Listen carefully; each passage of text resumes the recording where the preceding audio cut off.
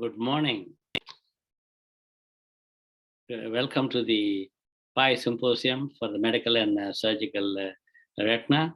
So in this session, we have the following speakers: myself, Dr. Jay Chablani from Pittsburgh, USA, Dr. Paysan Ruambawansek from Bangkok, Thailand, Dr. Ashish Sharma from Coimbatore, India, and Dr. Devakant Mishra from Lucknow, India. So we are going to start with Dr. Jay Chablani updates in macular hole repair. Can we have Dr. Jay Chablani's presentation? And this will be the order, and I'm going to have next by Paysan, followed by myself, then Ashish, and then finally Devakant.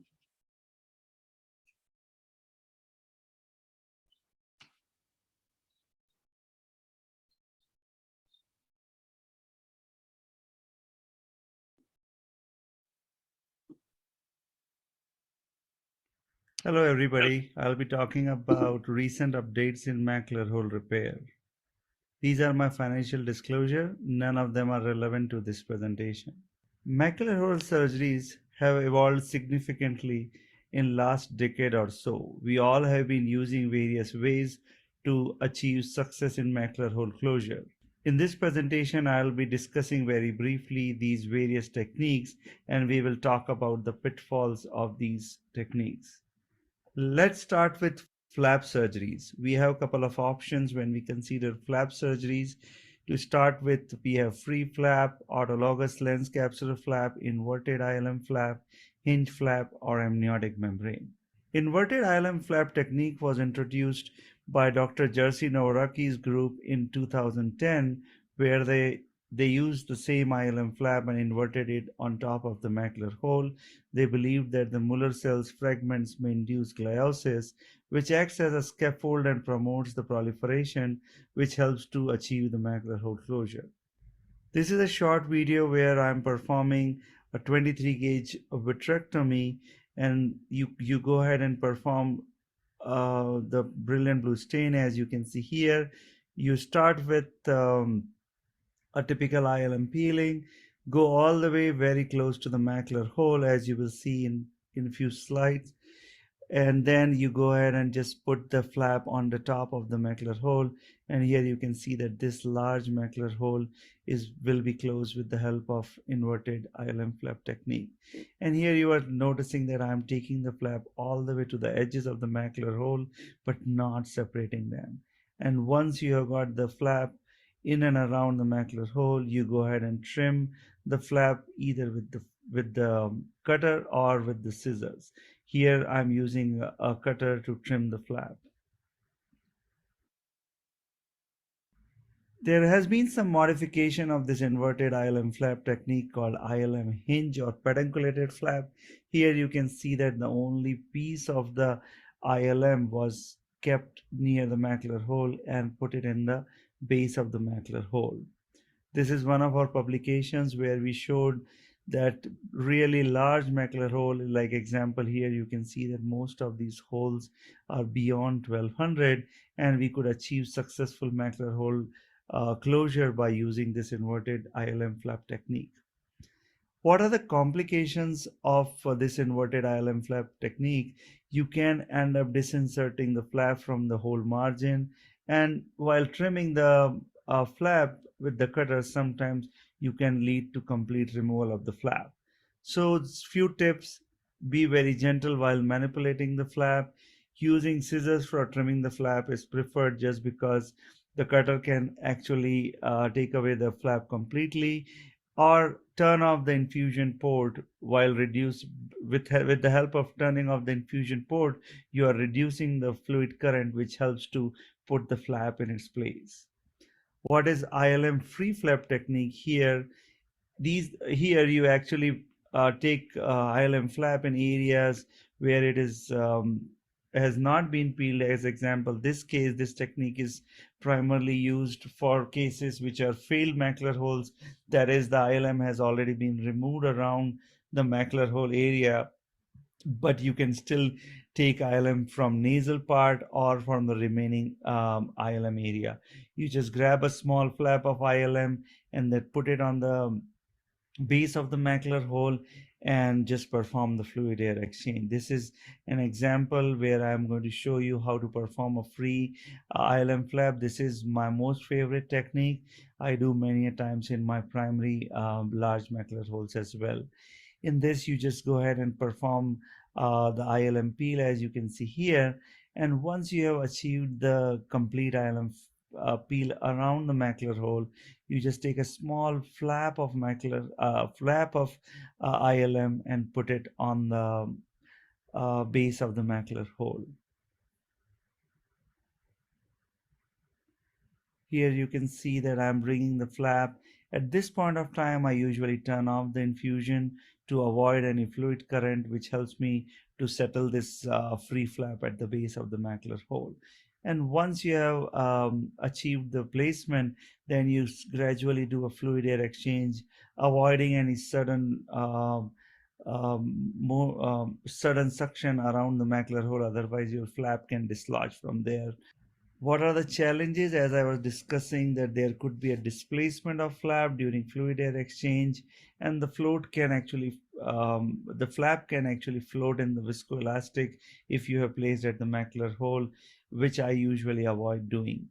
So you usually use a slightly larger graft than the size of the hole, so you can easily tuck in under the macular hole edges, which helps to have a sturdy flap, and usually the success rate is very high with this technique.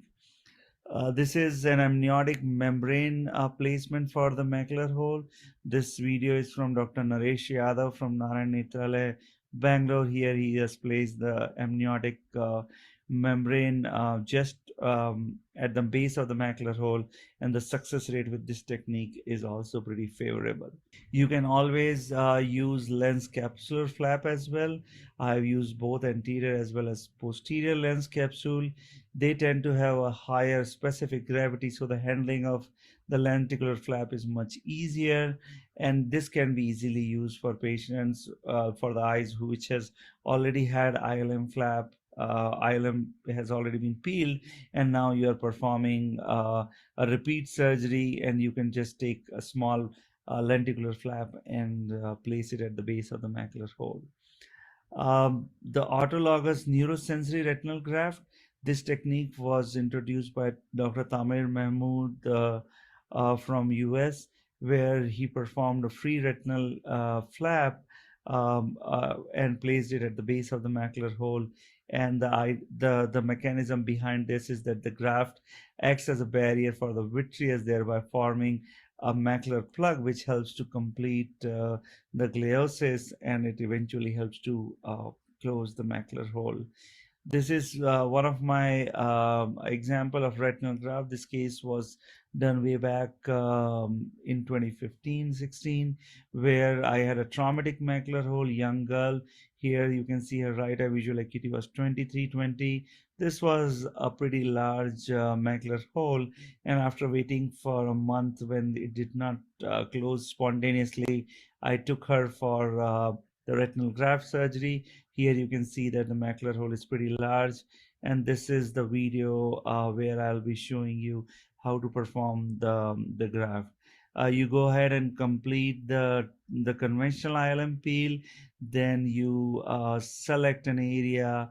I usually prefer a superior area where I would just do the cautery, and then slowly with the help of soft tip, you can separate the flap, or you can use vertical scissors, and then just grab the just leave the one spot of the flap there after dissecting all around. At this point of time, you don't want to separate the flap completely. Go ahead and put the PFO, and then with the help of small bubble of PFO, I usually tilt the eye and place the graft at the base. And now you can see that as soon as I achieve the placement, I will bring the PFO bubble back to the macular area, and with the help of soft tip or forceps, you can place the flap very conveniently. And then you go ahead and do a fluid air exchange. At this point of time, again, you have to be careful that you do not want to work around the macular hole area. work primarily on the nasal aspect or over the disc to remove the PFO. And this is the same case at 1 month, the hole appeared closed. And this is the OCT where you can see the graft is very well placed in the center. This girl had an improvement in the visual acuity up to 2200. These are some pre-op and post-op pictures. I would say that when you are deciding to perform a retinal graft, use soft tip cannula or forceps to separate the retinal graft. Use PFO to ease the transportation of retinal graft, because in some of my cases, I filled up the PFO much larger area and then dragged the graft under the PFO bubble to the macular hole. Just a slow fluid exchange is advisable to avoid the displacement. Few other techniques have been reported, such as arcuate retinotomy, where you just make an arcuate incision around, as shown in the picture, around the macular hole, and this technique helps to close the macular hole, particularly the large macular hole. One could be a radial incision, as you can see on these figures, where you just avoid the papillomacular bundle, but just go ahead and make some radial incision. And this technique also has shown to close the large macular holes. There have been some other modification, such as autologous heparinized whole blood, which I have used, and the success rate is pretty good with this technique as well, or autologous serum as well. Adjunctive platelet concentrate also is one of the techniques which have been shown to be successful for the macular hole repair. This is again a very recent technique of retinal relaxation, and this video is courtesy my friend Michael Koss from Germany. Here you can see that now you prepare the blebs around the macular hole. You go ahead and make a couple of blebs around the macular hole. It relaxes the retina, and you will be able to achieve the macular hole closure. This is fibrin glue. This is a video courtesy of Dr. Ramesh Venkatesh, where you can see that he's placing the fibrin glue after doing the ILM peel just at the macular hole. And this technique is up and coming. There are some limited results, but we are yet to learn about the long-term outcome of these techniques. There are various novel techniques with good anatomical results, particularly in large, recurrent, or chronic macular holes. I always say that you should do what is good in your hands. There are many techniques coming up. There will be many, but we are yet to learn about the long-term functional outcome of these various techniques. But I think at the end of it, we are evolving as a VR surgeon. With this, I would like to acknowledge LV Prasad, my previous workplace, where I performed many of these surgeries, which some of the videos which I shared with you guys today. Thank you so much for your attention. Thank you. Thank you, Jay, for the wonderful presentation. And there I saw there's a question answer. Maybe should we have the question answer late? Does anyone, any eye drops could help to repair macular hole? Anonymous attendee, no. So no drops can help. So can we have the next presentation by Python?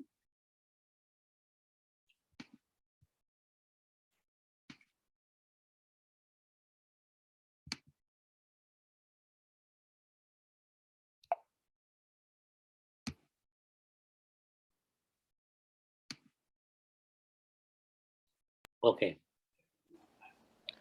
Hi everyone, good morning. My name is Dr. Paisan from Bangkok, Thailand. We would like to thank Media Mice for inviting me to participate in the Cake and Pie Expo 2.0. I will talk about real-time screening for adaptive retinopathy using deep learning. Is it ready for the real world? And here's my financial disclosure. Now, I think we all know this breakthrough paper from Google Health. This was a validation of a deep learning algorithm for detecting adaptive retinopathy from retinal photos. The algorithm was developed from retinal photos from the US and India and validated in datasets from the UK. It was the first time the sensitivity and specificity for detecting referable adaptive retinopathy using AI were more than 95%. As of this month, this paper was cited more than 4,000 and 600 times, it was one of the most cited papers in the recent medical literature. Now let's talk about Thailand.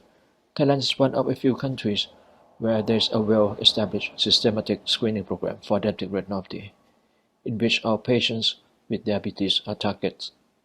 We had a population of 70 million people, but we have 4 to 5 million patients with diabetes per 1,500 ophthalmologists and 250 retinal specialists. 90% of the patients are not in Bangkok, the capital, but 50% of the ophthalmologists, including the retinal specialists, are in Bangkok. Diabetic retinopathy screening is well established with 60% of patients with diabetes targeted. However, let's take a look at this figure. Each bar in this figure represents a health region in Thailand. There are 13 health regions, and as of 2019, the year before the pandemic, we had only 5 regions in green color that reached 60% uptake for diabetic retinopathy screening. Totally, for the whole country, the uptake for diabetic retinopathy screening for the whole country was 50%. We had an opportunity to retrospectively validate the algorithm that I show you in the first slide in Thai populations.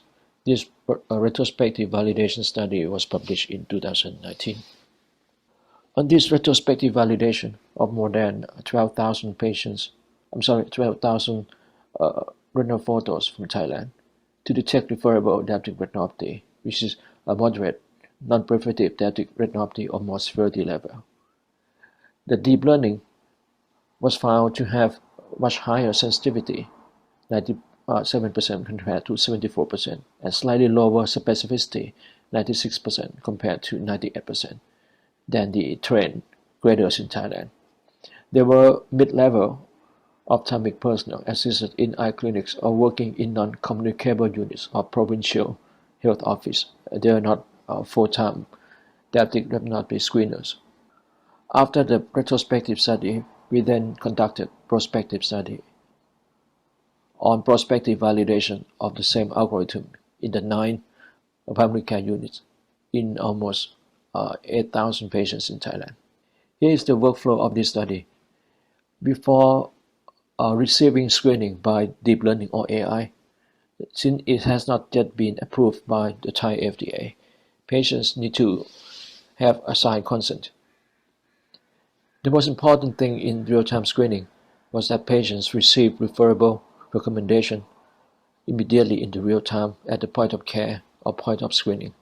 Another important thing in our workflow or prospective screening was all the retinal images were overread by local retinal specialists. Patients were then referred to retinal centers to receive treatment if screening positive. We are able to publish our results in March this year in Lancet Digital Health Journal. The deep learning was on par with local retinal specialists for detecting sight-threatening diabetic retinopathy in terms of sensitivity, specificity, positive predictive value, and negative predictive value. Sensitivity may be a little bit different.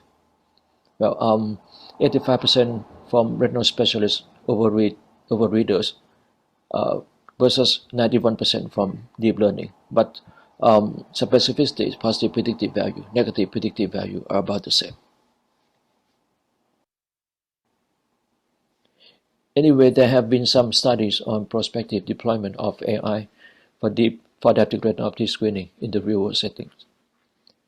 This study was from the UK, published in British Journal of Ophthalmology in 2020.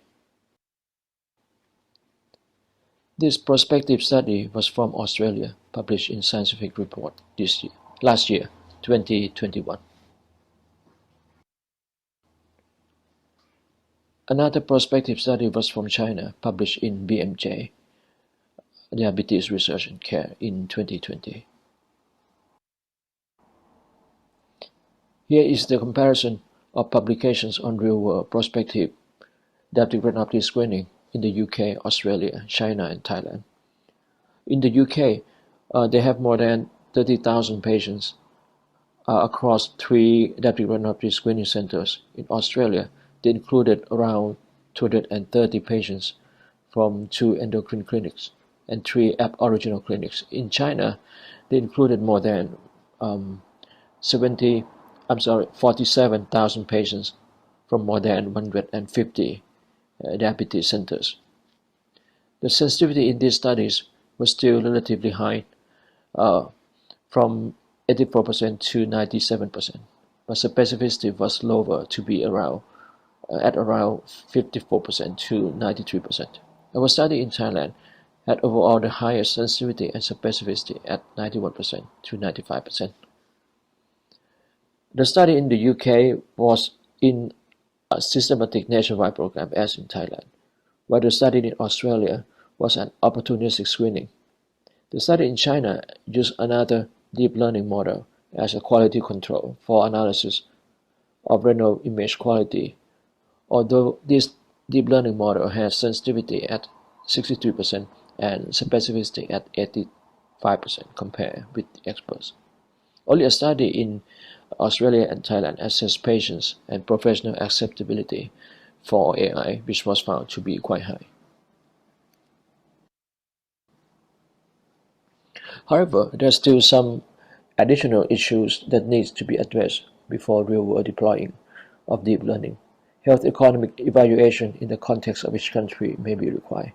Additional studies on improving referral adherence and improving screening uptakes are required, and also studies on scaling up deep learning to cover wide rural areas is also needed. However, the successful deployment of deep learning in clinical practice and for sustainability of deployment, it doesn't really depend on only diagnostic accuracy parameters such as sensitivity, specificity, but it may rest on the methods of fitting AI into the clinical workflow to improve local healthcare system. These factors, such as the fitting of AI into a hospital operating system, is ideal for sustainability, but this is rather difficult than using AI as a standalone application. Another factor is human assistance. Do we still require experts to overread the results from deep learning? This may be a question on policy level, to which the answer may be different in practices in different settings. If required, who will be these overreaders? Should we use a renal specialist or general ophthalmologist? Which cases should they read? Only positive cases from AI or all positive cases, plus a proportion of negative cases read from deep learning? Well, these would be dependent on local resources. In addition, well, AI would be useless if we could detect only cases for referrals, but the patients actually did not go to referral centers to receive treatment. It was found that immediate providing results by AI, which is real-time screening at the point of care, could increase this compliance. In a study published in Ophthalmology Retina last year, Nguyen and associates found that real-time deep learning, which provides results immediately at the point of care, could improve the adherence to referral from 19% to 55%. In another study on 5-year cost-utility analysis of using deep learning for screening diabetic retinopathy in rural areas in the US, without pre-screening, which means refer all cases, adherence to referrals was only 11.5%. But with pre-screening using AI to refer only selected cases, the adherence improved to be 55%. This could reduce the cost by 23%. Here are summaries of our steps of applying deep learning for DR screening in Thailand. Initially, we conducted a retrospective study of more than 12,000 retinal images from patients with diabetes. Then, a prospective real-time study was conducted with almost 8,000 patients screened. Beginning October this year, we plan to start integrating deep learning within our nationwide program. We expect to screen many thousands of patients a day concurrently in different provinces in Thailand. Outcomes measured in this phase of implementation research may be downtime, failure rate, screening uptake, and other parameters which are not related to accuracy. So in summary, deploying AI in clinical practice may be the last but difficult step in translational medicine. AI models should be at least prospectively validated of robust performance before deployment. There have not yet been many papers out there regarding deployment of AI. Even in DI screening, which is the field at the forefront of AI in ophthalmology, the success and sustainability of deploying of AI in clinical practice may rest on factors beyond accuracy parameters, such as implementation into the current clinical workflow of patients' adherence to referral, for example. I would like to thank you all very much for your kind attention. Thank you.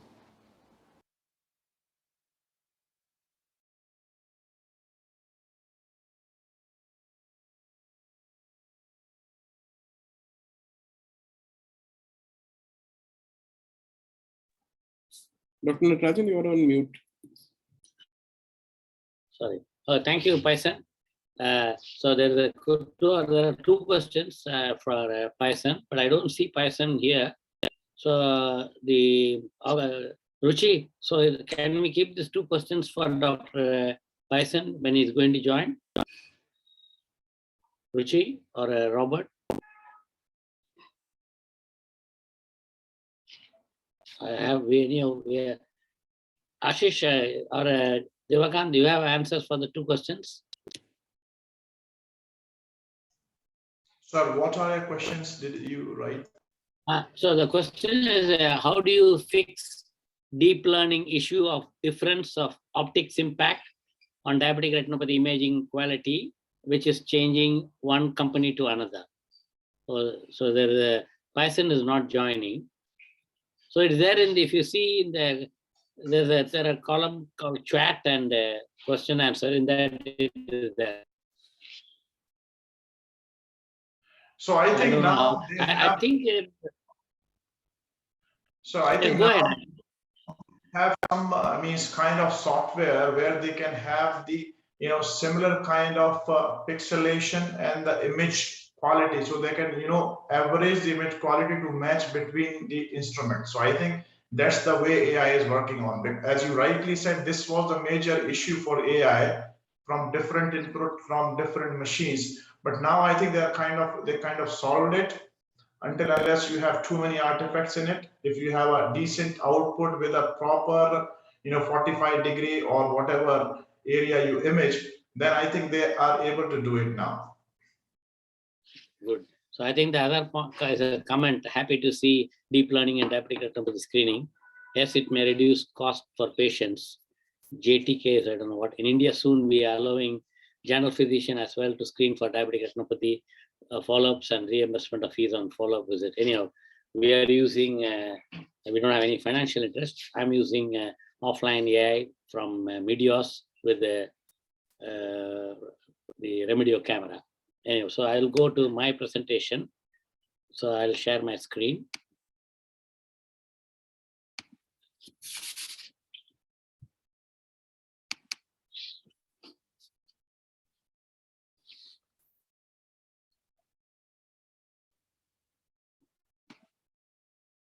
So my talk is on managing expulsive hemorrhage, conquering the devil. So what is expulsive hemorrhage? The accumulation or a suprachoroidal hemorrhage, accumulation of blood between the choroid and stress called suprachoroidal hemorrhage.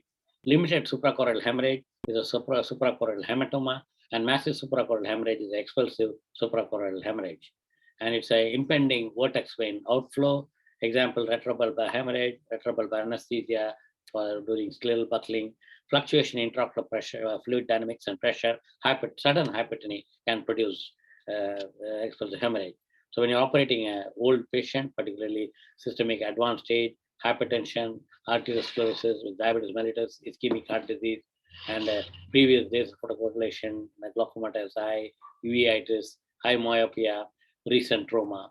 So high myopia, high intraocular pressure, and while doing buckling, post-operative trauma or Valsalva maneuver.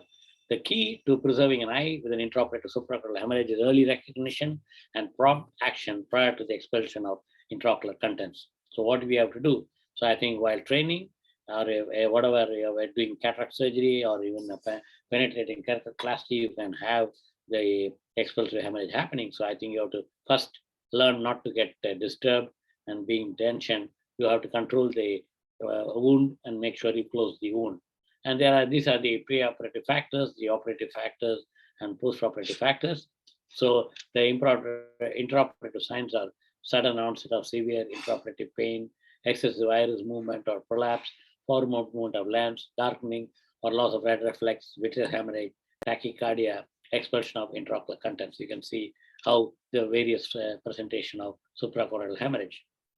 And you also should learn to separate, differentiate the serous retinal detachment, the choroidal detachment, and the hemorrhagic choroidal detachment. So management of intraoperative is to, if you're suspecting suprachoroidal hemorrhage, you have to make sure that the immediate closure and use the 8 suture, and then wound closure much faster. And then if you have pre-placed suture, but nevertheless, learn to identify and then close the wound.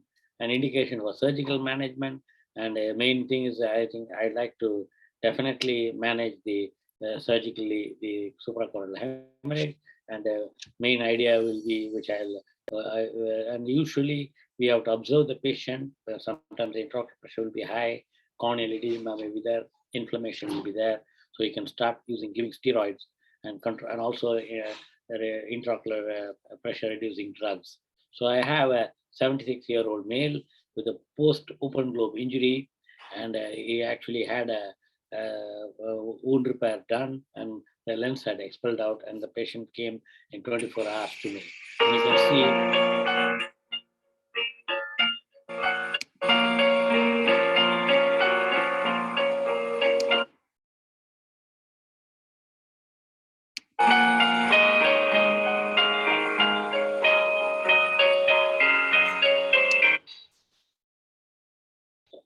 so in this eye, actually, initially, I'm actually using scleral flaps and doing the 240 band, and I actually tighten it and then go. And I also make sure that the intraocular pressure is always maintained. But still, I think I didn't realize, maybe retrospectively thinking, I shouldn't have put a belt buckle, but you can see a choroidal mode is happening. With all the experience, I could not identify which is hemorrhage was happening. The suprachoroidal hemorrhage was happening, and you can see the mount right now.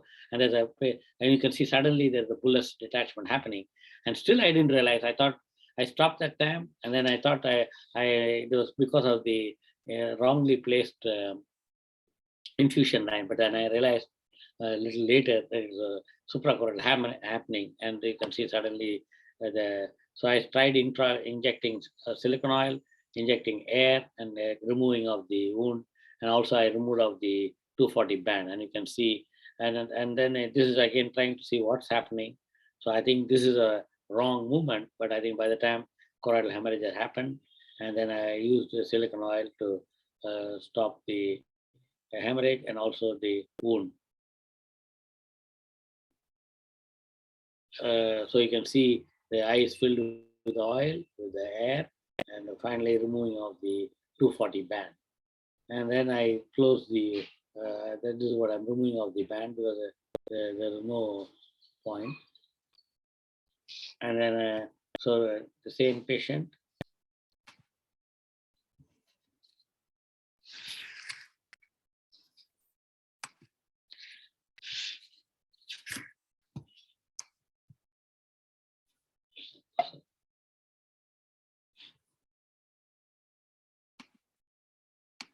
So this is the same patient. About 18 days later, the eye was quiet, controlled the intraocular pressure, and then replanned the surgery. So you can see the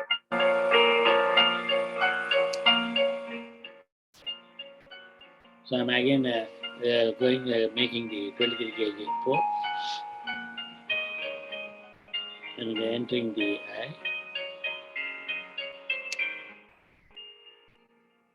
So I do a vitreous lavage. This is a brush, clearing the blood. So these sort of eyes, I think you have to manage. You can see there's a large retinal tear which has happened in the temporal side, and there is a subretinal heavy oil which was used to control the pressure, and there are also uncut vitreous mixed with the blood. So now I'm going to the subretinal space, and you can see the edge of the silicone oil mixed with the blood. So I use the high suction using the viscous fluid extractor and removing the subretinal heavy oil.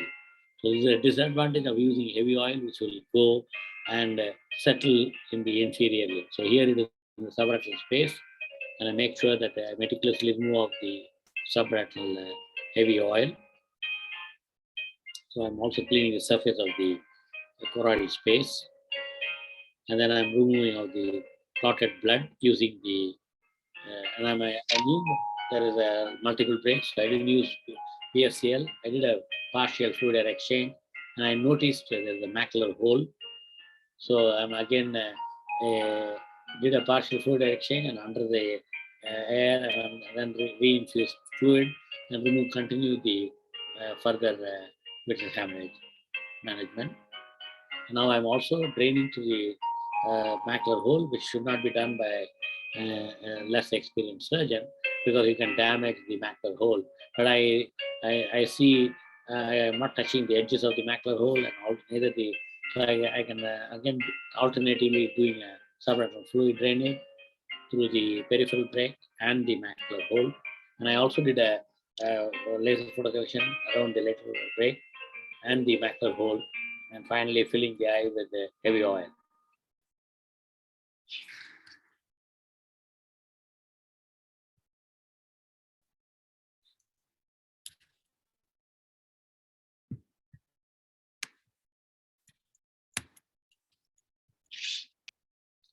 Yeah.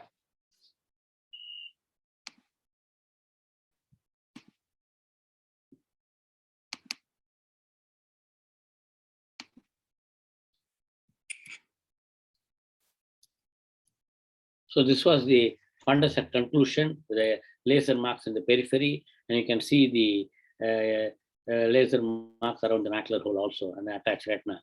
This was another patient with a 72-year-old one-eyed patient who had lost the eye, other eye with the expulsive hemorrhage, and this came with the expulsive hemorrhage. You can see the remnants of cataract left behind.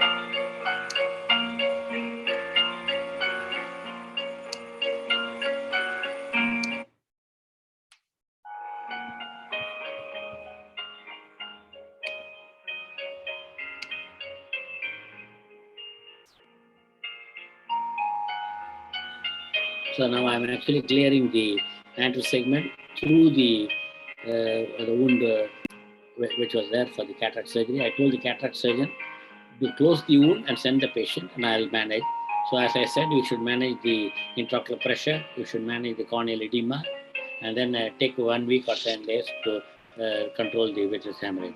So here I'm clearing the vitreous hemorrhage, and there is no PVD, even though she's a 70+ year patient.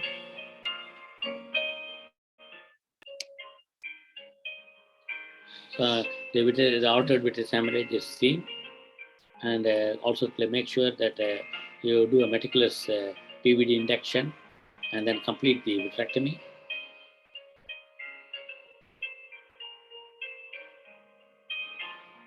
So you need and this is a one-eyed patient, so the only chance to restore vision.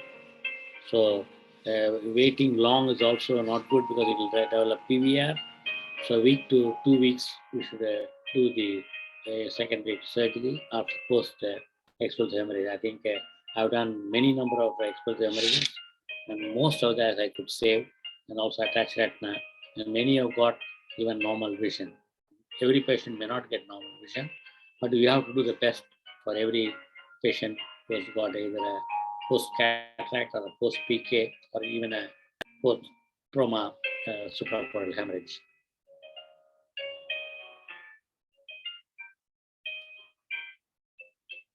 So at conclusion, you can see the vitreous hemorrhage is clear. I use a perfluorocarbon liquid, reattach the retina, and then I externally drain also and then do a fluid exchange, and then the oil, silicon oil, air, silicon oil exchange. And then if there's no break, no need for doing any laser.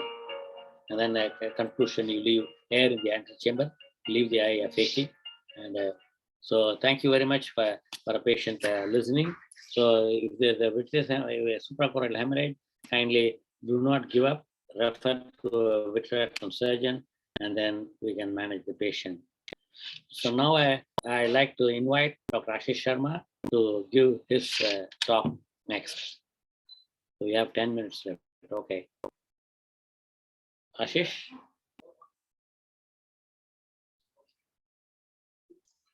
So you can see my slides, isn't it?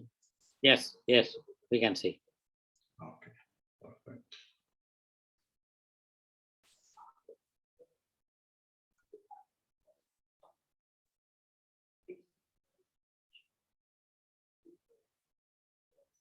Yeah, you can start, Yeah, Ashish.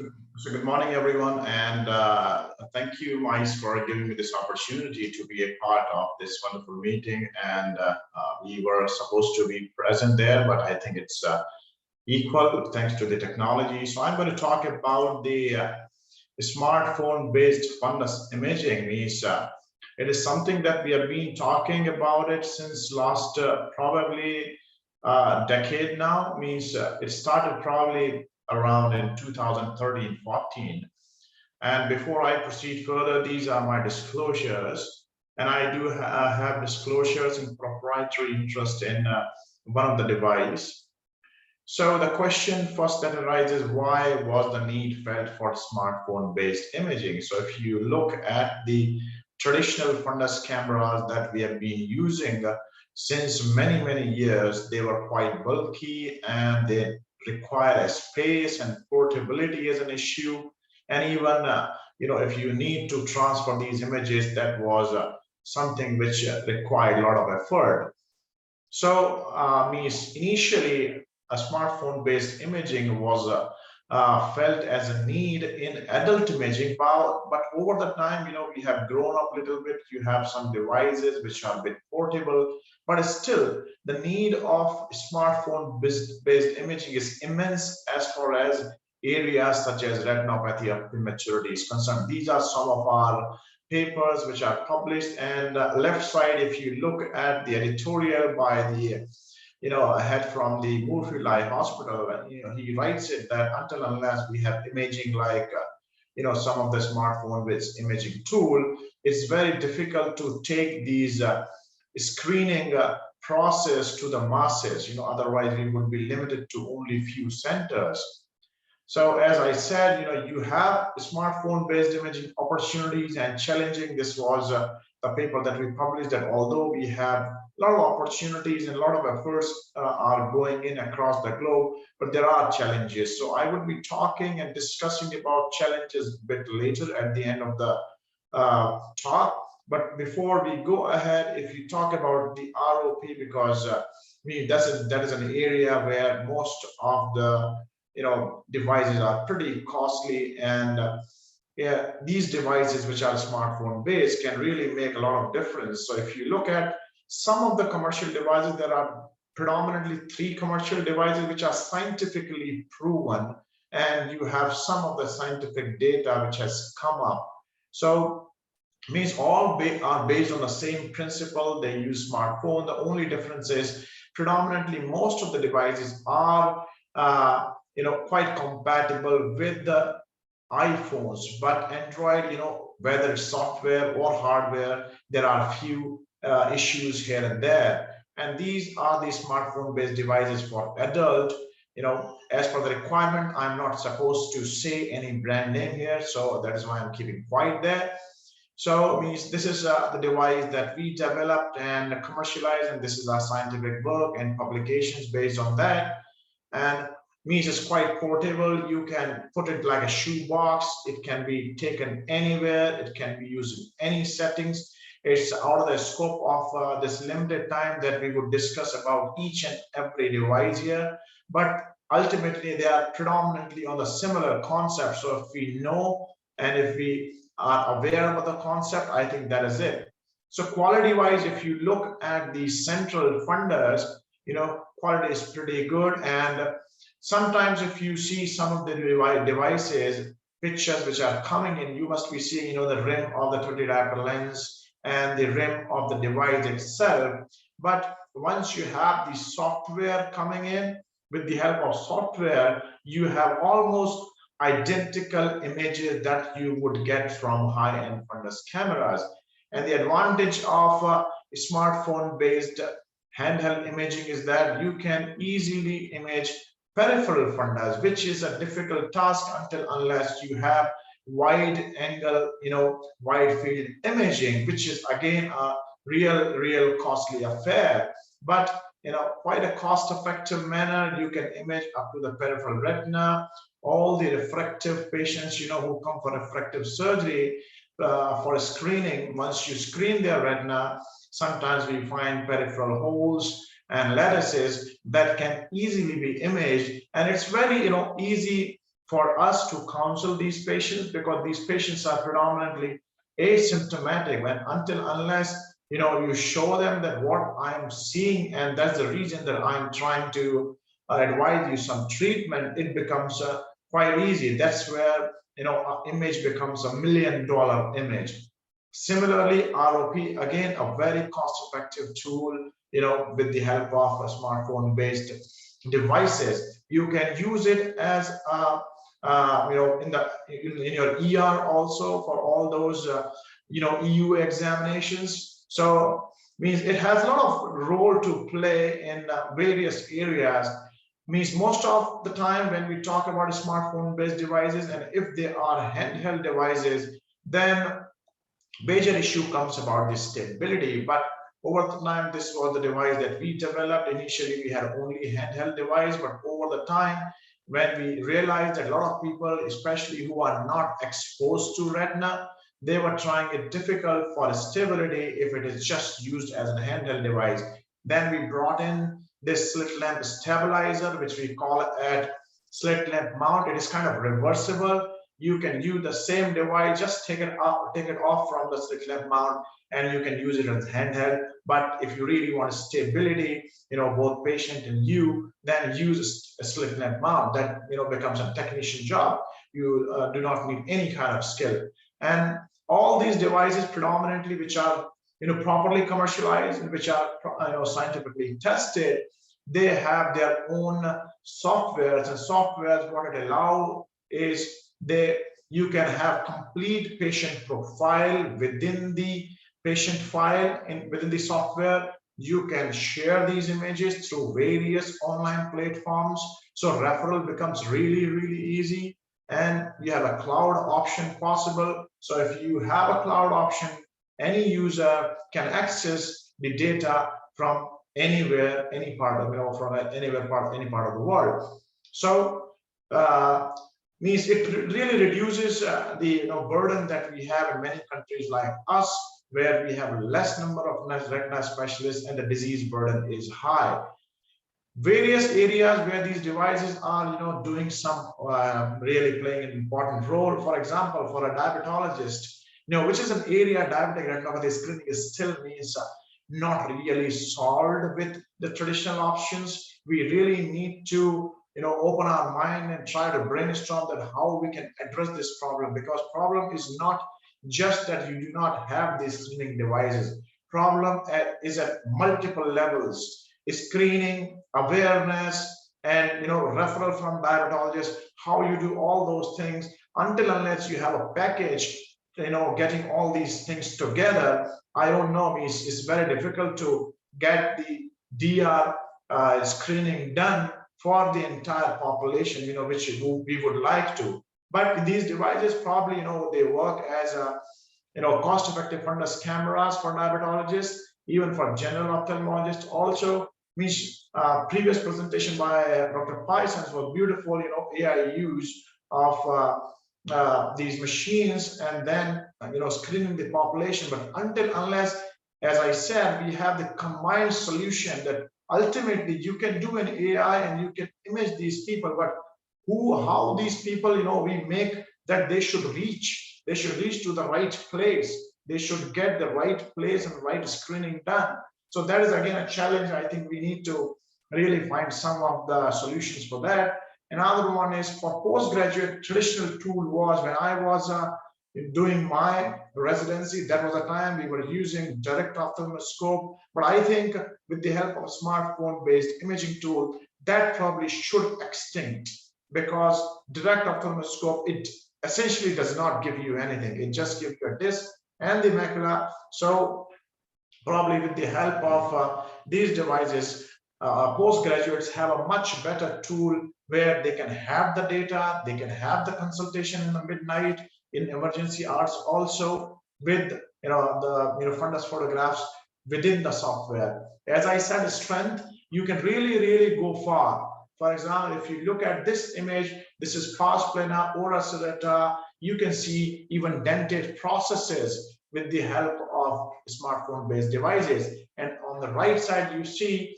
this is coming from a really high-end device, but still you can see the comparison. The quality is not much compromised except 2 white dots, which sometimes you can get rid of with the help of some filters, but that makes the device complicated. That's why these 2 dots are predominantly there. And sometimes you have evidence-based monitoring of treatment you can do. For example, this is an intermediate uveitis patient, and you treat these patients, you show them. Similarly, all these peripheral lesions, you show them, and various examples of teaching tool. You can teach your fellows, residents, how these peripheral lesions look like. Wide field is also possible with the help of some change in some of the dioptric power of lenses. So these are some of our papers which are published. Imaging techniques are described, and a lot of work has gone in ROP, especially with the device that we designed. So means there are excitement, but apart from the solution that it provides, we have some challenges regarding stability that I already shared. Learning curve, some of the image artifacts. This was a paper that we published, that how image artifacts in learning curve you can get rid of, and how bothersome it is. So means, for example, this is the last slide where you have example of artifacts. The tube lights are on. If you switch off, you can get rid of them. On the right side on top, you have some kind of dust particle which is giving some artifact. So if the lens is clean, then you don't get those artifacts. So yes, means you have a lot of excitement, but still a lot of work needs to be done in terms of the AI, because again, as Dr. Natarajan was telling, and somebody asked that question, that from different devices, different input, that is even more complicating the field of smartphone-based imaging, because output is really variable. So as of now, it's an imaging tool rather than a screening tool, and wide field imaging is possible, but I indeed say that a lot of work towards AI and strength of the AI is required. And I would definitely not end this presentation without mentioning all these names who have been a cornerstone of our work. So thank you so much, and I would be happy to answer if you have any questions. Thank you, Ashish, for a wonderful work you're doing. For one of time, we have the last speaker, Dr. Devakant. Devakant, you're ready? Sorry for rushing you, because I think with the recorded was more time, I think. And we, yeah, thank you, Devakant. Right. Are my slides visible, sir? Yes, you can start. Yes. Thank you so much. And thank you, Media Mice, for this wonderful opportunity. And I'll be talking about DME. I'll be rushing through the slides because of the lack of time. No financial disclosures. And with the penetration of OCT in our practices, most of us have started treating the OCT rather than the patient. So when coming to DME, which is a systemic disease, it's very important, to treat the patient in a holistic manner. So the 3 pillars for this care is, one is thorough systemic evaluation, followed by a good clinical evaluation, and then based on these, strategizing and evidence-based therapy.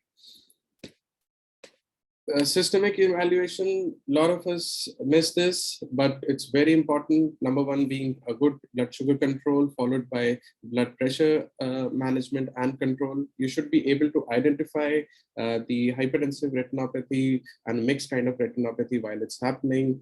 Whenever we see a lot of exudation or a lot of ischemia in a patient, we should think about a deranged renal profile. We should get it checked and managed accordingly.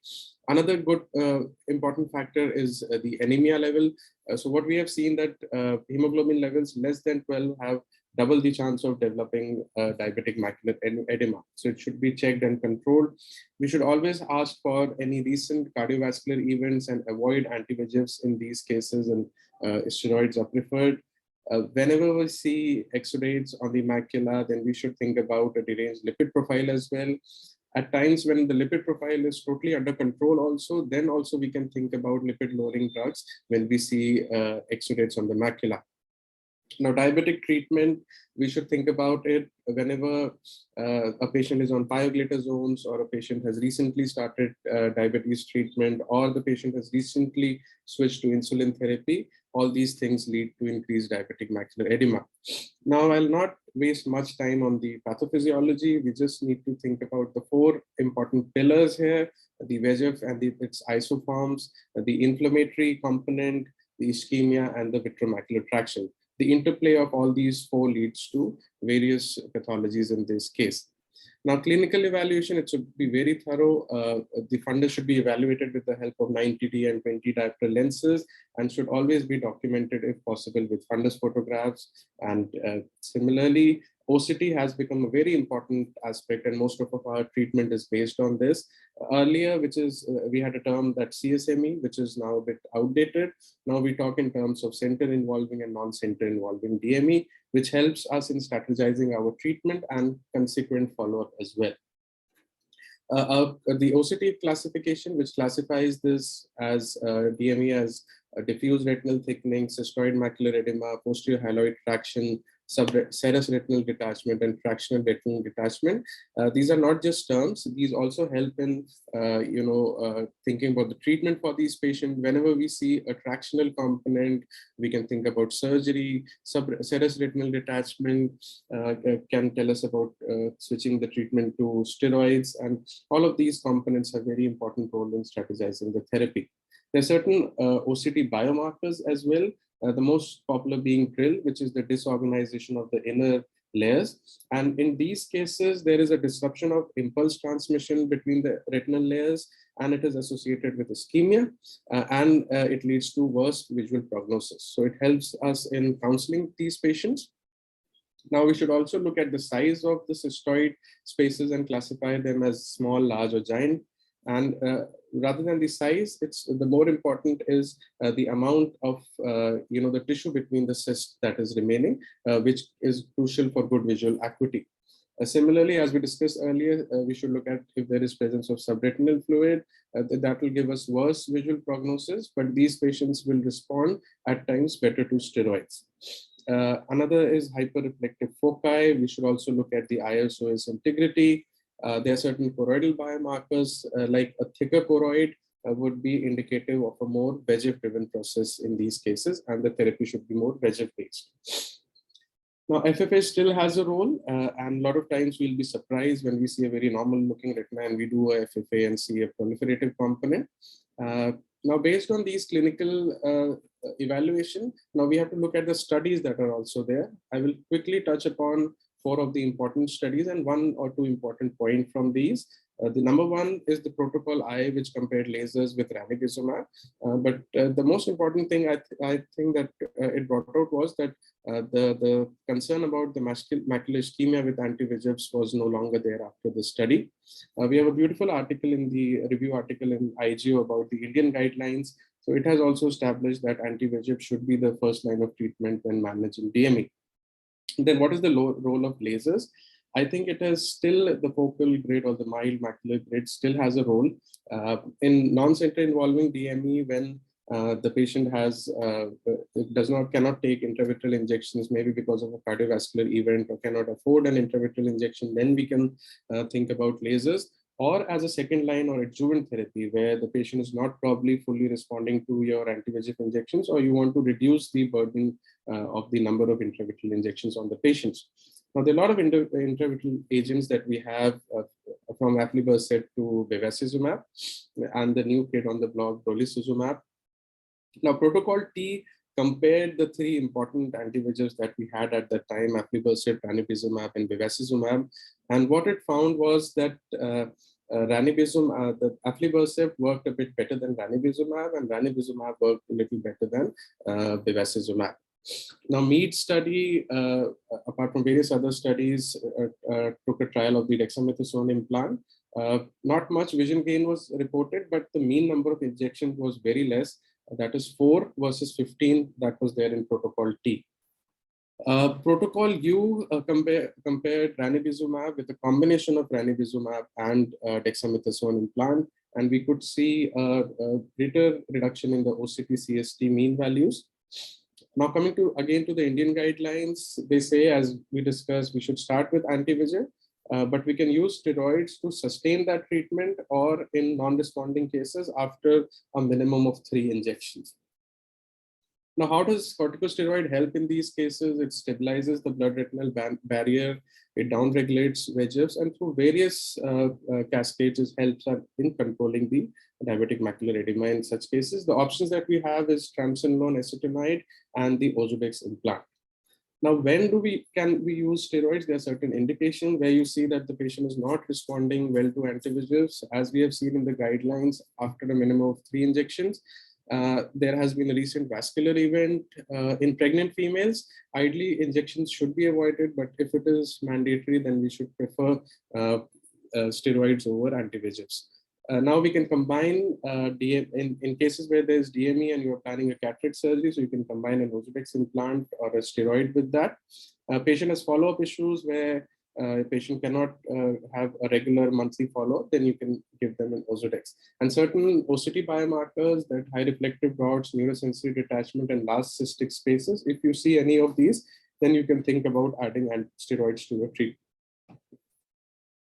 Now, the Protocol V gave us a very good thing that if you have good visual acuity and you see DME on OCT, you can safely observe in these patients. Another thing is when the patient is not responding to your treatment, another option that we have is vitrectomy with ILM peeling in case of DME as well. So how does this help us? Now, vitrectomy helps by eliminating all possible traction on the macular area. It improves the transvitreous oxygen delivery. It removes condensed chemical mediators. And how does ILM peeling help? Again, it helps us in removing the traction. It helps in better penetration of drugs as well. Now, what do we do in cases of non-responders then? How do we switch? So if you are doing one kind of therapy and the patient is not responding, then how do you make a switch? So visual acuity and central macular thickness are the main drivers in these areas. And after at least 2 injections, and in certain studies you will see 4 to 5 injections, you can make a switch. So the natural flow could be from lesser anti-VEGF to you can move on to a better one, or you can switch to steroids, or as we have discussed, surgery. But if you see the patient is not responding well, then systemic control is also very important in such cases. Now, to conclude, whenever you see a patient with DME, if the patient has a good vision and either it is central involving or non-central involving, as per Protocol U, you can safely observe. If the patient worsens over time, then you can think about therapy. Now, if a patient is of poor vision, less than 6 by 7.5 or less than 6.9, then you should go in for an FFA if possible and an OCT. Then think about lasers and anti-VEGFs. Now, if the condition improves, then you can observe, but if it doesn't improve, it worsens, you can switch to a better steroid, better anti-VEGF, or think about steroids. And if it is worsens or you are unable to control, then we can think about vitrectomy in such cases. Thank you so much, sir. Thank you, Devakant. Sorry for rushing you. And thank you, Pi Magazine, for the beautiful symposium. Sorry for the few minutes delay. We apologize to the next session. Thank you. Thank you, Ashish. Thank you, Devakant. Thank you, Paisan. And thank you, Jay Chaprani. Thank you so much, sir.